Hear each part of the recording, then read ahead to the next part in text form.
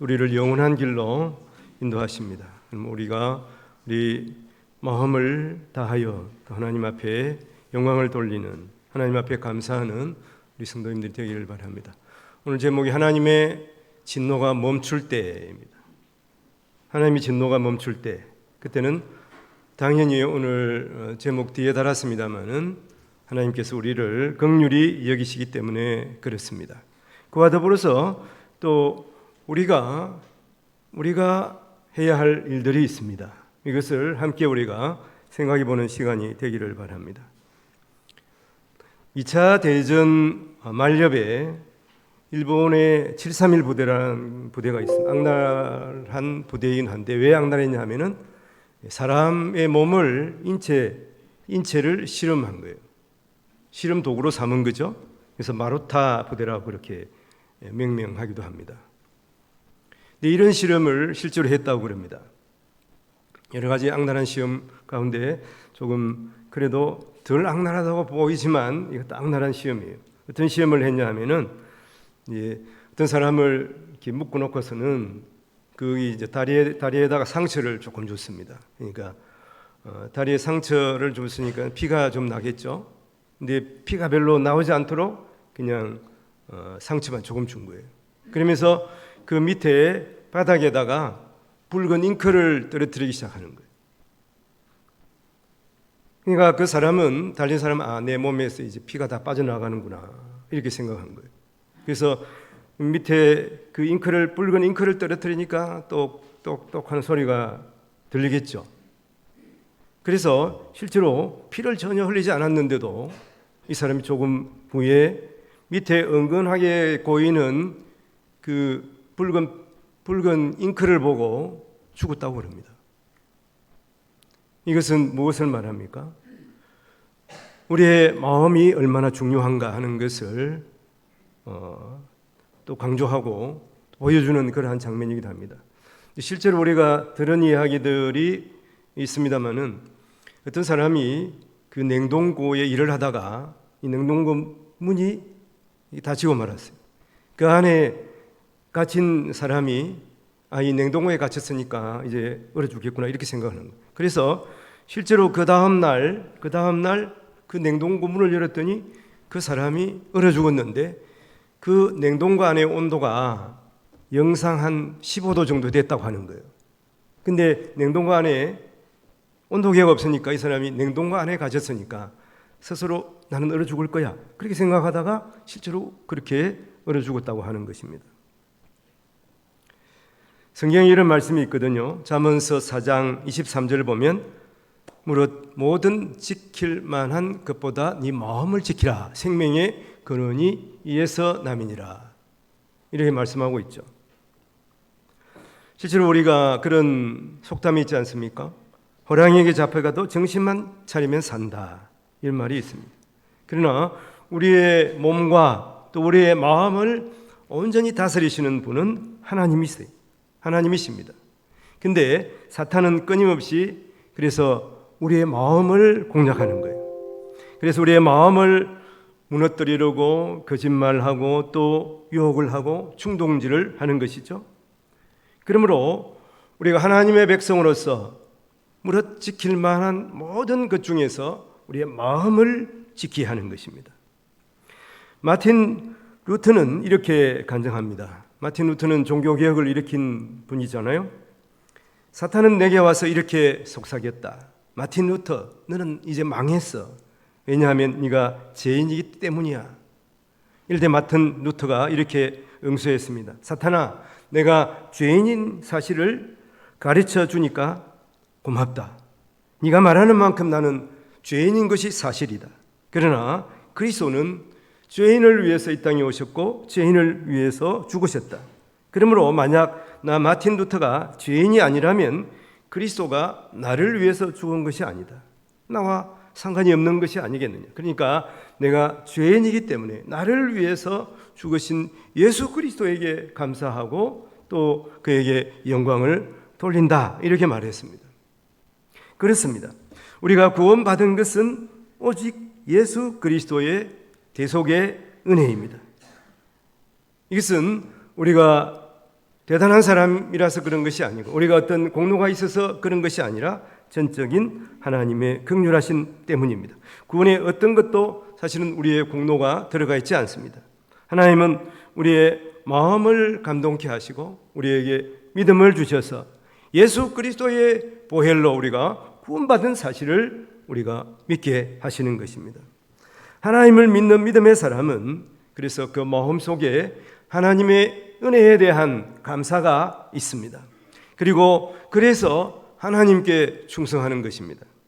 또한 그 하나님을 우리를 위해서 그 아들을 주신 그 하나님을 우리가 사랑하게 되는 것입니다. 이런 일들은 이런 믿음은 바로 하나님이 주시는 거예요. 하나님께서 우리 마음 속에 이 믿음을 주시기 때문에 우리가 사실 하나님을 믿고 또 이 자리에서 하나님 앞에 예배할 수가 있는 것입니다. 우리가 오늘 본문은 아시는 대로 다윗의 인구조사 내용입니다. 하나님께서는 다윗이 인구조사한 것을 또 가지고 이스라엘에 무서운 재앙을 내리시는 것을 우리가 성경을 통해서 사무엘하 이 뒤쪽을 통해서 알 수가 있습니다. 다윗은 이렇게 인구조사한 것, 이것이 자기의 또 자랑, 또 자기의 교만 때문인 것을 깨닫게 된 것이죠. 그래서 하나님 앞에 하나님, 내가 죄인입니다. 내가 범죄했습니다. 나를 용서하여 주시옵, 이렇게 기도했어요. 그래서 하나님께서는 그를 용서하시고 또 오늘 본문에서 하나님의 진노가 멈추게 되는 것을 우리가 볼 수가 있습니다. 먼저 주제하신 대로 하나님은 긍휼하시기 때문에 이 이스라엘 백성들을 진멸하는 것을 멈춰 주셨습니다. 진노의 잔을 멈추신 것이죠. 오늘 말씀 16절에 보면 이런 말씀이 있습니다. 천사가 예루살렘을 향하여 그의 손을 들어 멸하려 하더니 여호와께서 이 재앙 내리심을 뉘우치사 하는 것은 본래 하나님께서는 뉘우치실 일을 하시지 않잖아요. 근데 사람의 입장에서 오늘 이 본문을 이해하기 쉽게 이렇게 기록한 것이라고 보면 됩니다. 재앙 내리시는 것을 뉘우치사 하는 것은 하나님께서 이스라엘 사람들을 불쌍히 여기사 하는 말씀으로 우리가 보면 됩니다. 백성을 멸하는 천사에게 이르시되, 그래서 백성을 지금 죽이고 있는, 전염병으로 죽이고 있는 천사에게 이르시되 족하다, 이제는 네 손을 거두라 하시니 여호와의 사자가 여붓 사람 아라운의 타작 마당 곁에 섰습니다. 이스라엘 백성들을 지금 전염병으로 다 죽이려고 하다 하나님께서 멈추라 하시니까 이제 그 죽음의 사자가 아라운의 타작 마당에 멈춰선 것이죠. 사실 주의 사자가 전염병으로 이스라엘을 쳤어요. 이때 7만 명이 이미 죽었습니다. 그 후에 하나님께서 이제는 멈추라 이렇게 하고 이 죽음의 사자를 불러 세우신 것이죠. 만일 하나님께서 이 죽음의 사자, 전염병을 퍼뜨리는 죽음의 사자를 그냥 두셨으면, 멈추라고 말씀하시지 않았다면 훨씬 많은 사람이 죽었을 것입니다. 하나님께서 멈추라고 말씀하시지 않았으면 이스라엘 전체가 진멸했을 수도 있습니다.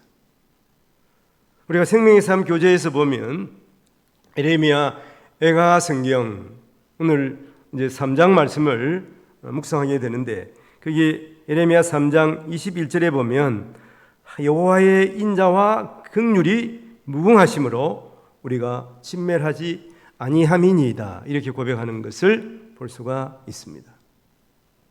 예레미야 선지자가 이스라엘의 그 멸망, 특히 이 바벨론 대제국이 들어와서 예루살렘을 치며 분유자들을 농락하고 어린애들을 다 잡아가는 그러한 상황, 이 처참한 상황을 보고 눈물을 흘리잖아요. 그래서 예레미야 선지자가 눈물의 선지자인데, 예레미야 이런 것을 보면서 그가 하나님 앞에 기도하지 않아요.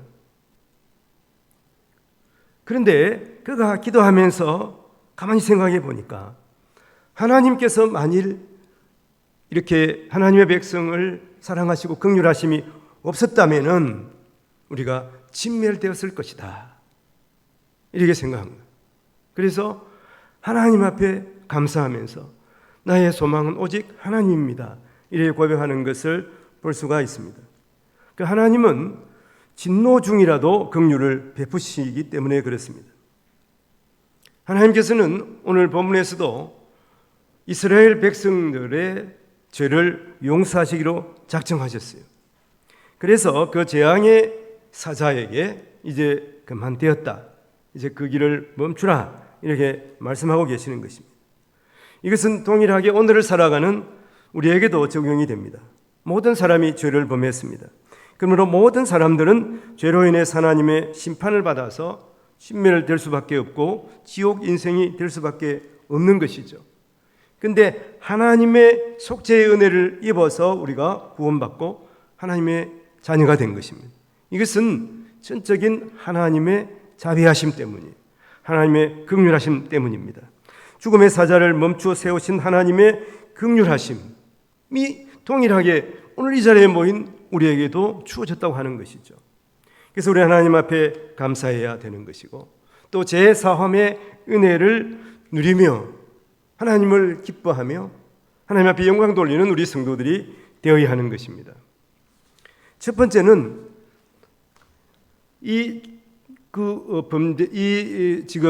행벌이, 이 징계가 멈추게 된 것은 하나님의 긍휼 때문입니다. 그리고 두 번째는 하나님께서는 죄인의 회개를 통해서 속죄의 은혜를 베푸신다고 하는 것입니다. 오늘 17절 말씀에 다윗이 백성을 치는 천사를 보고 곧 여호와께 아뢰어 이르되 나는 범죄하였고 악을 행하였거니와 이 양무리는 무엇을 행하였나이까? 청하건대 주의 손으로 나와 내 아버지의 집을 치소서, 이렇게 하니라. 많은 백성들이 죽는 것을 보고 다윗은 그들의 고통을 보면서 이것이 내 잘못인 것을 인정하고 있는 것이죠. 나의 잘못, 이 왕의 잘못으로 인해서 백성들이 지금 고통하고 있다고 말하고 있는 것입니다. 그래서 그는 하나님께 이렇게 통해자복합니다. 하나님, 내가 죄를 지었습니다.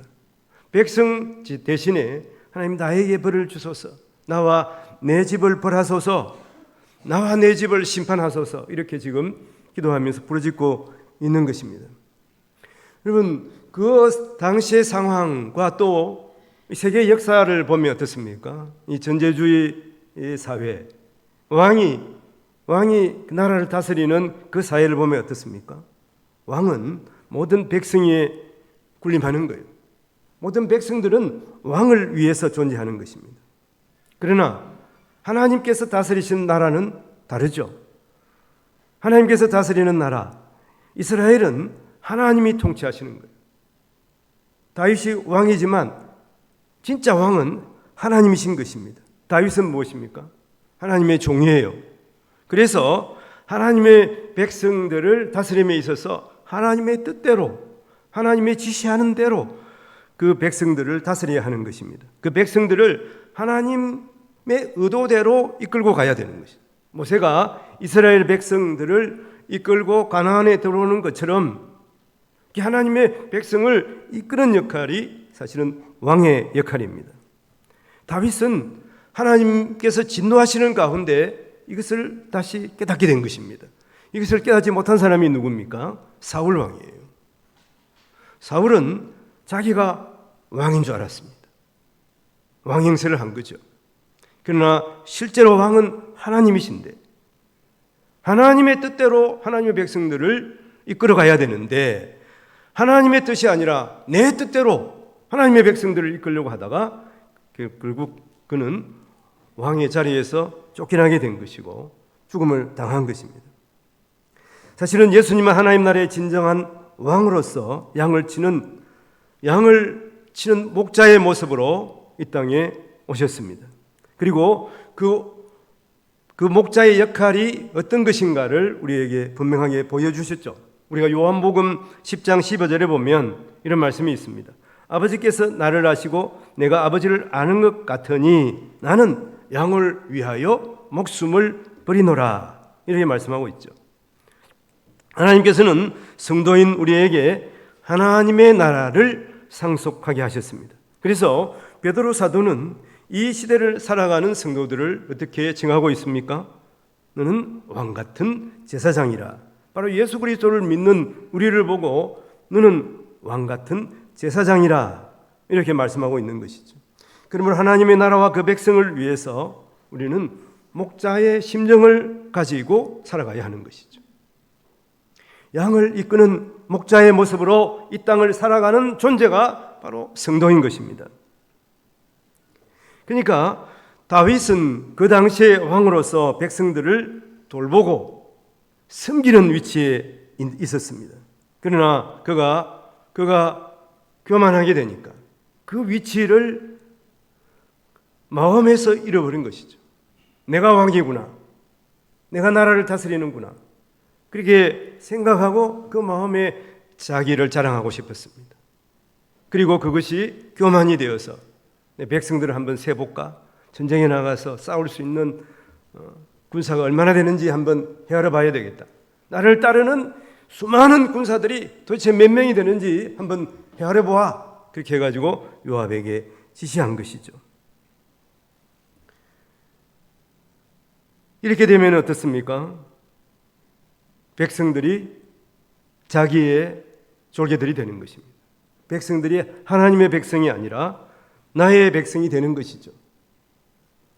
그래서 다윗은 결국 하나님께서 그 백성들을 치며 또 하나님께서 그 다윗에게 이것을 깨닫도록 고난을 주신 것이죠.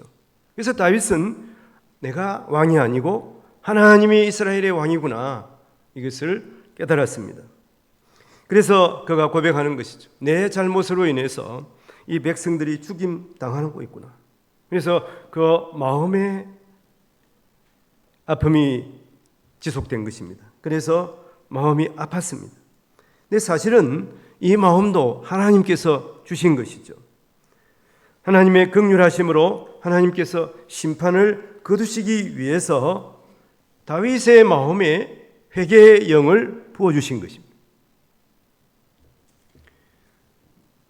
이것을 우리가 분명히 알아야 됩니다. 우리에게 뉘우치는 마음, 회개하는 마음이 있을 때 이것은 성령 하나님께서 우리에게 주신 마음이에요. 내가 깨우친 것이 아니에요. 그래서 우리는 먼저 하나님 앞에 감사하면서 우리에게 깨우치는 마음, 깨닫는 마음을 주신 것을 하나님 앞에 틀어놓아야 하는 것이죠. 하나님 앞에 우리의 마음을 틀어놓는 사람이 되어야 하는 것입니다. 죄인의 회개는 하나님의 속죄함을 위해서 꼭 필요한 것이기 때문입니다. 하나님께서 속죄하지 않는, 회개하지 않는 자를 하나님께서 용서하실 수가 없습니다. 그래서 하나님께서는 그 사랑하는 사람 마음 가운데 회개의 마음을 심어주셔서 그가 회개하게 하는 것입니다. 하나님께서 다윗의 마음에 그 마음을 심어주심으로 말미암아서 하나님께서 이스라엘 백성들을 용서하게 되는 것입니다. 여러분, 죄인이 회개하지 않는다면 하나님의 속죄가, 은혜가 임하지 않습니다. 그래서 다윗은 하나님께서 주신 마음으로 고백하는 것이죠.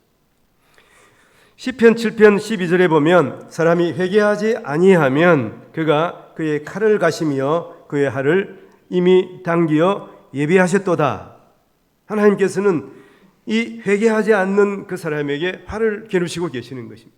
우리가 이것을 할 때 이 하나님의 마음을 우리가 깨닫고 먼저 회개하는 마음을 가져야 하는 것입니다. 어떤 죄를 지었든지 우리가 죄를 자백하면 하나님께서 우리 모든 죄를 용서하시기 때문입니다. 이것을 우리가 깨달아야 하는 것이죠.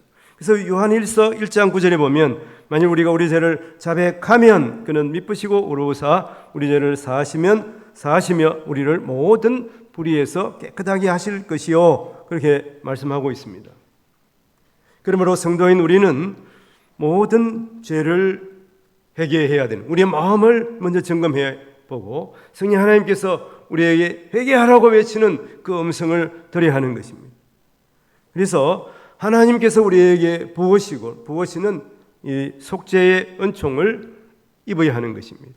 그러므로 말미암아 하나님의 구원하심을 우리가 감사하며 하나님 앞에 영광을 돌릴 수가 있는 것입니다. 그래서 하나님께서는 죄를 시인하는 자의 간구를 들으시고 회복의 길을 열어주십니다. 오늘 18절 19절에 보면 이날에 가시 다윗에게 이르러 그에게 아레데 올라가서 여부스 사람 아라우나의 타작 마당에서 여호와를 위하여 제단을 쌓으소서 하며 다윗이 여호와께서 명령하신 바 갓의 말대로 올라가니라. 하나님께서 선지자 갓을 통해서 다윗에게 말씀해 주는 것이 무엇입니까? 속죄 제단을 쌓으라고 말씀하는 것입니다. 그런데 다윗이 이에 순종합니다. 그래서 아라우나의 이 타작 마당에서 하나님 앞에 속죄 제단을 쌓습니다. 아라우나는 이 다윗이 이 자기의 타작 마당에 오는 것을 보고 그렇게 말합니다. 나에게는 소와 땔감이 있으니 이것으로 제사를 드리라 말합니다. 그는 여부스 사람이에요. 그가 이제 나중에는 하나님을 믿게 되었지만 그가 지금 충성하는 것은 다윗입니다.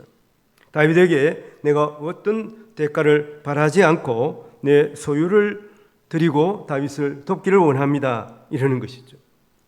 그러니까 왕 다윗이 이렇게 말합니다. 24절에 보니까 왕이 아라우나에 이르되 그렇지 아니하다 내가 값을 주고 내게서 살이라 값없이는 내 하나님 여호와께 번제를 드리지 아니하리라 하고 다윗이 은 50세겔로 타작 마당과 소를 사고 그렇게 말합니다. 아라우나는 다윗에게 성의를 보입니다.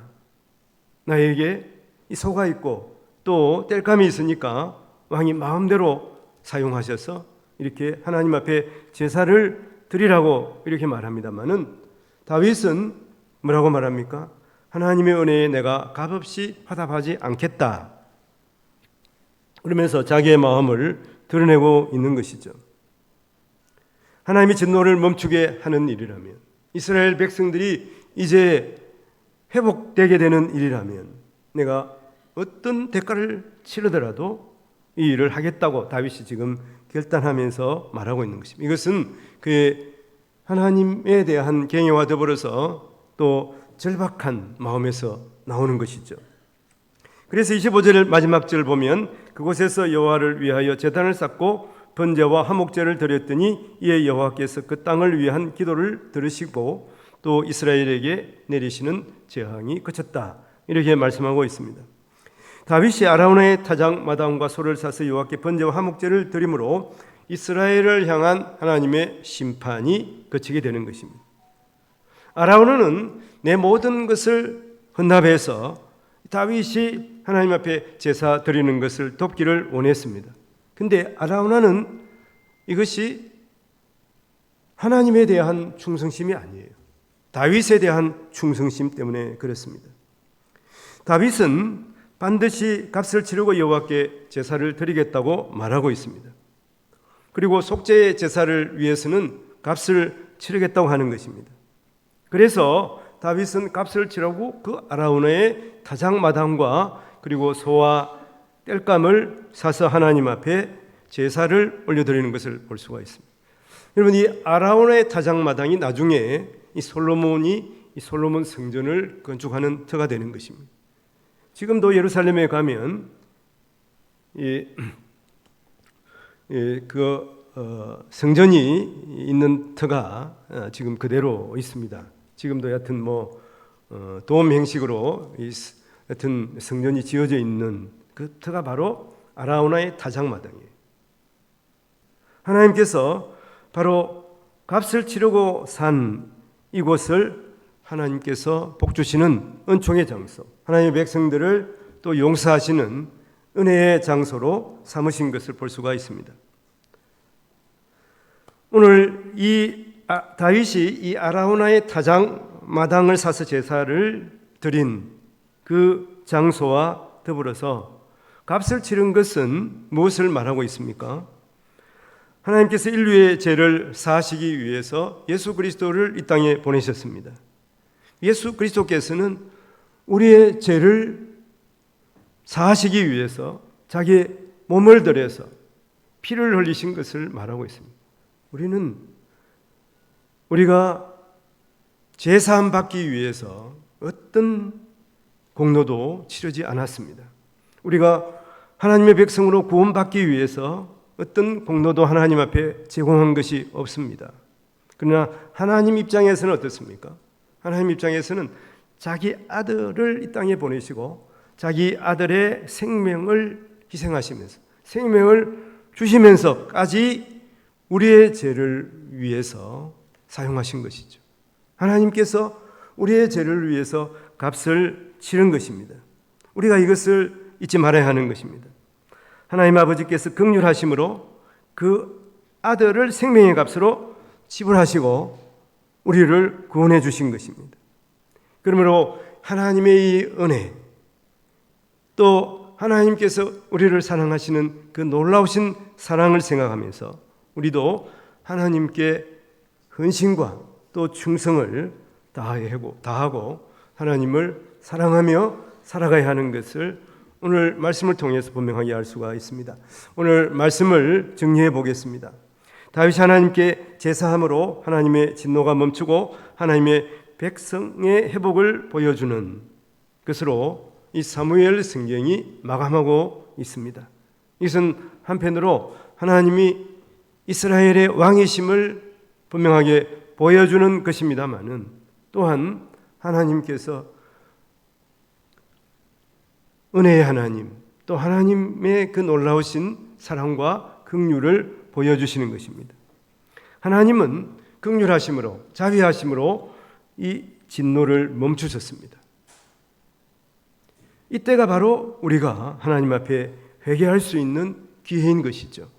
하나님께서 우리에게 회개하는 마음을 주시고 그 마음에 순종해서 하나님 앞에 나와서 회개의 기도를 드리기를 원하시는 것입니다. 다윗은 이것을 알았습니다. 근데 사울은 몰랐어요. 오늘 본문에서 보면 다윗은 자기가 잘못한 것을 하나님 앞에 용서함을 구하고 있습니다. 우리가 생각할 때 다윗이 잘못한 게 없는 것처럼 보이지 않습니까?